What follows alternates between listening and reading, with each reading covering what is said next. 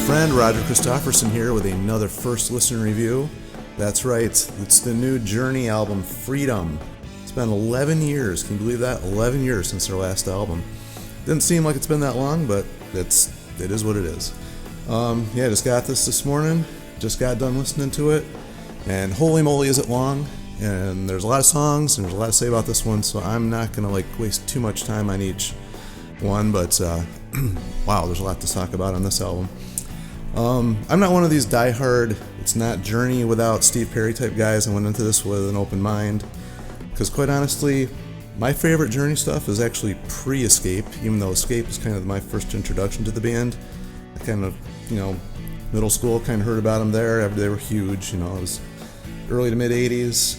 They came out with Frontiers. Actually, Frontiers is got some of the best songs they've ever recorded, and it's also got some of the worst songs in my mind. Like Ask the Lonely and Only Young were not on that album, but some of those other tracks were. Anyway, that's a completely different topic altogether. But I really haven't liked a whole lot of the albums even since then.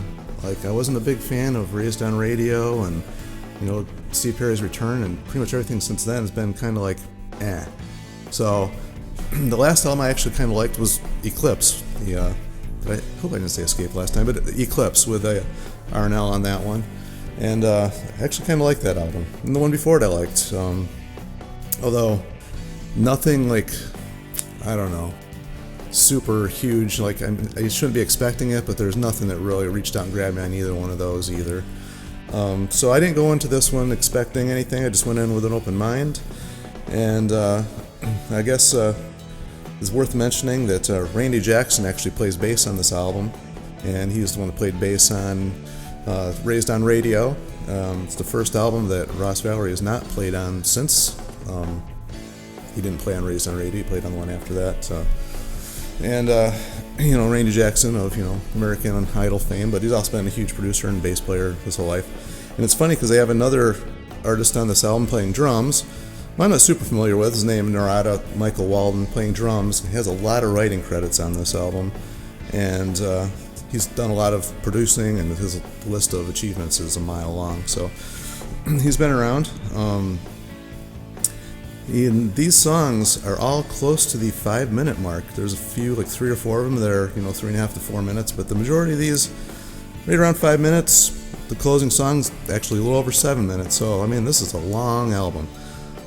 Sometimes that's not always good. I used to remember when albums first started coming out and they were trying to fill them up, like Bryan Adams' album and Def Leppard. They tried to fill as much of the CD as they possibly could. They went up to 80 minutes, and I used to love it.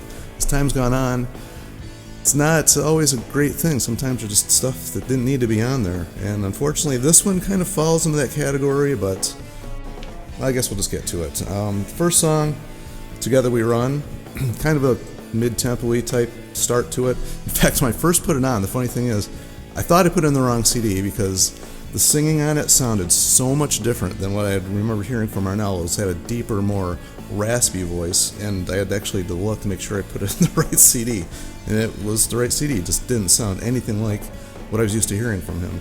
And anybody expecting him to be a Steve Perry copy or clone on this album, it really doesn't happen much. It's more, he sounds more like his own singer on this album. I'll give him that one. So that song was okay. Second one there, Don't Give Up on Us, is a kind of another mid-tempo one. Actually, funny, it started out with a guitar rhythm. It starts out with that same rhythm that Separate Ways had, and I was like, oh, here we go, rehashing stuff. But then it quickly changed, so I got over that. But the rest of the album doesn't sound anything like that, or the CD, or the song, I mean. And Still Believe in Us is I don't know what this song is. This is one of those ones I was talking about, could have been left off. It sounded like I was listening to mid-70s yacht rock or something. I just did not like that song at all. Kind of slow. I don't know. Got nothing much to say about that one. Fourth one, You Got the Best of Me. I know that was one of the singles that came out with that. It's one of the only songs I'd actually heard previous to this, and it's okay. It's a good, decent song. I'm sure most of you out there, Journey fans, have actually heard that one. Learn to Love Again is one of Kane's ballads. It was decent. It's no, I hate to keep, but they have a history. I mean, you're going to compare it to their older songs.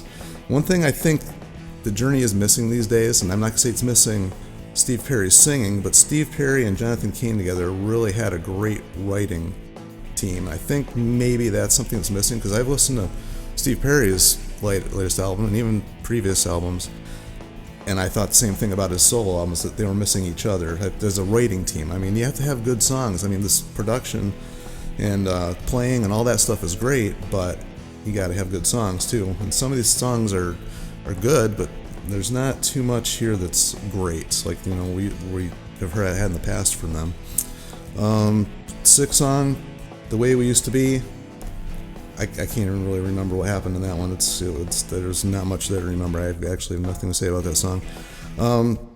Come Away With Me, it's song number 7. Actually starts with a cool guitar riff. This is like the first time we actually get to hear Neil like really come out with a cool guitar part.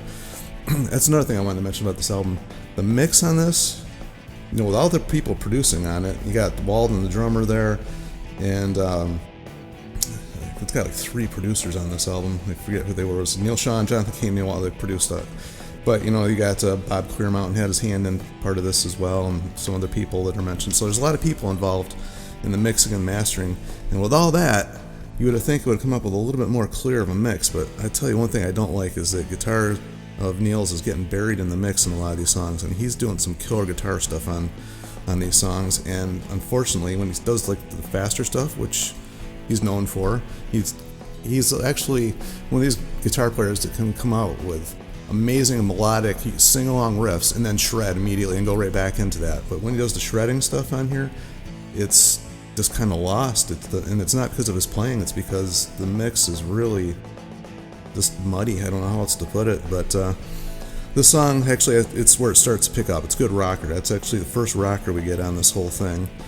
And then we go right back to another slow one. But the good thing about this one, it's called Afterglow. It's got Dean Castronova singing on it. It's the only appearance he makes on the album. He doesn't play any drums or anything, but he does sing on this one. And the funny part is, it's the first time it actually sounds kind of Journey-ish to me anyway. Because he's got a voice that's actually similar to Steve Perry's. It's kind of funny. He actually used to sing some of the songs live too, like Mother, Father. If you remember seeing any videos of that, or if you haven't, you got to check that out. He sings it phenomenally well. One thing I started to notice right around this point in the album is a lot of the background vocals are very airy. They're just very well produced. And the first thing that came to mind was, remember when I got the first Asia album that had Jonathan Cain there singing on it, and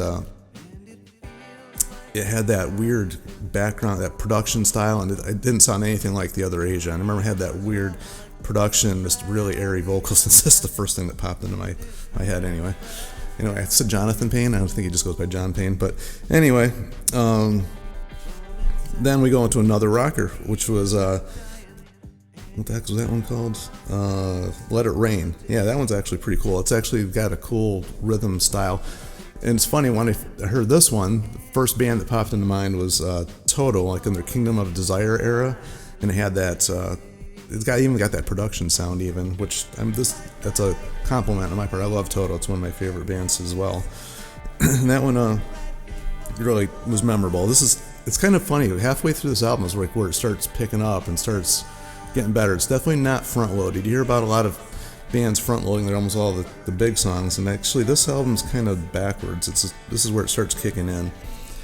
And then we get to track number 10, which was Holding On, another rocker. And this is where you get to really hear Arnell start kicking in with some really powerful vocals. He goes pretty high on this, and he actually sounds Steve Perry-ish. Obviously he was hired because he sounded a lot like Steve Perry, but this is the first time I really noticed it was in this song, and he gets those really high notes. You get your Steve Perry fix, I guess, for people that like that only. But then we go into another heavy song, but it's kind of a slow song. It's got same with the higher vocals. The bass rhythm in this one's pretty cool, and it's unique to anything else I've heard them do. It's got a cool, driving groove to it. Randy's bass playing style is way different than Ross Valerie's. That's one thing, if you pay attention a lot to the rhythm, the whole rhythm section has changed. This is a band that is not, without drama. They've had drama and drama and drama over the years. In fact, just recently they ended up firing Steve Smith and Ross Valerie because, they tried to take over the band or something. And, there was fighting with Neil and Jonathan Cain there about something. I can't remember what it was a few years ago, and that's when Neil made it pretty clear it's his band, and at least in the press anyway, made it very clear that it was his band. So, anyway, back to the songs. We get to track number 12. This is more upbeat. This is, I think, the first song that actually sounds like Journey to me. It's got a really catchy melody. That's got a cool keyboard intro, this harkens back to the 80s Escape Frontiers day. So if you like that, this is the most Journey song of that era you're going to hear on this. Track 13, another mid-tempo song, United We Stand is what it's called. That one's good. It's got a lot going on in it. I'll tell you one thing else about this. This is because I've noticed it in a lot of these songs at this point. There's a lot of drumming going on. I mean, there's a lot of freestyle fills and a lot of guitar soloing going on. It's like they trade back and forth pretty cool. And a lot of the songs end with these big builds and guitar solos and drum things going on. And unfortunately, because the mix is so muddy, you don't appreciate it quite as much. But maybe they'll fix that on a reissue or something. I don't know, but this is what it is for now. And then track 14, I guess we're all the way to 14. It starts out with a nice little keyboard, piano sounding organ intro, builds up, and then it kind of goes into a mid-tempo rocker type song about, a minute or two in. Ends with some massive drumming and guitar soloing like I was just talking about. It builds up huge. And then, track 15, the epic 7-minute song, for Journey, lately that's pretty long. Starts out with a cool acoustic guitar, which I don't think I've heard much up until this point. It starts out with that, and builds right up like the last one did to a mid-tempo, rocker, and then once again we get the massive drum guitar build at the end. It almost sounds like they didn't know how to end the song, and then it goes into this almost like it started, just a cool little mild little outro. And for those of you that are diehard fans and you have to have everything Journey, there is a Japanese version of this with another bonus song on it, which it's called Hard to Let It Go. I didn't get that one. Don't know what it sounds like. I'm sure it's, somewhere in the same vein. So overall, it's probably stuff I forgot to say that I was going to say. It's funny, the original, I was actually going to mention it, the original title of this album, or the title of this album came from Raised on Radio, because that was what the original title of Raised on Radio was supposed to be. It's called Freedom. So it's kind of a cool throwback, having Randy in the band again. And, that's the only other thing I really did want to mention. And, man, that's a long, long album. That's all I can say. If I was to rate it, at first I wasn't going to rate it very high. I was like, all right, I'm ready for this to be over. The first few songs were kind of long and not catching my ear too well. But then about halfway through it kicked in. So because of that, I will give it a 6.5 out of 10. This is probably going to take a couple more listens.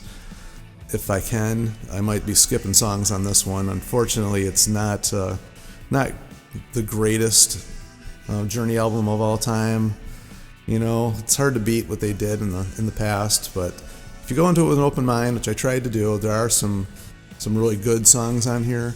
So I'm sure after a couple listens, you'll get the feel of which ones you like, and program you're listening to that. But that being said, feel free to tell me how wrong I am in the comments below, or if you agree, let me know.